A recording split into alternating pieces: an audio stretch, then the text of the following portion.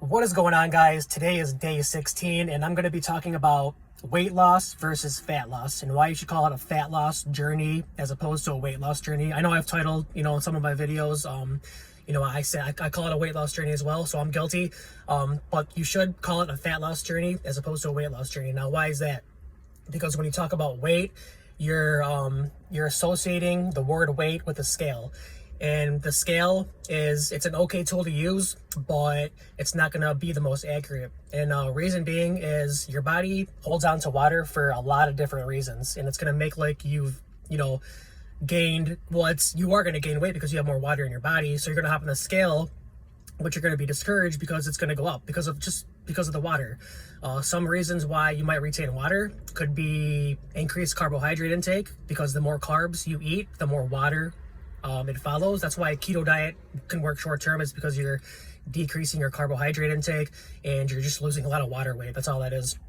So that's a reason for water retention. Another reason for water retention could be you had a meal high in sodium for dinner, so you hop on the scale the next morning and you get on the scale and you've gained weight. Another reason for water retention could be stress. The more stressed you are, the more water you retain as a survival mechanism. Another reason could be another reason for why the scale might go up could be you might be constipated. You haven't, taken a number 2 yet, so you have more weight in your body. Another reason could be you have more food in your stomach that, that could make the scale go up. So there's a lot of different reasons why the scale will go up, and that's why you shouldn't call it a weight loss journey, because again, you associate the word weight with a scale. You should call it a fat loss journey. And tip number one in a fat loss journey is, instead of relying on a scale, which again, it's an okay tool, but take measurements every 2 weeks. And you want to record these measurements and you want to see visually these improvements every couple of weeks. Tip number two is to take before and after pictures once a month so you can visually see, because that's going to be way more accurate than what the scale is telling you. Tip number three is to keep an eye on your clothing size to see, if you've lost any sizes or if your clothes are fitting looser. And then tip number four, if you're going to use a scale, I highly recommend, if you do daily weights, then take the average of every time you weigh in and just record it once a week.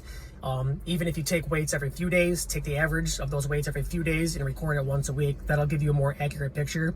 And it's going to also mess with you less mentally, because using the scale, you're going to see the scale go up and down and all around. And it's not going to be an accurate picture, because the scale's not going to, if you gain a bunch of water, you're going to think that you've gained a bunch of fat. That's just simply not true. So anyways, use those 4 tips that I just told you, and, train your mind to think of this as a fat loss journey as opposed to a weight loss journey, because again, you're going to associate the word weight with the scale, and that's not always a good thing. So anyways, hope this helps, and I'll see you guys tomorrow.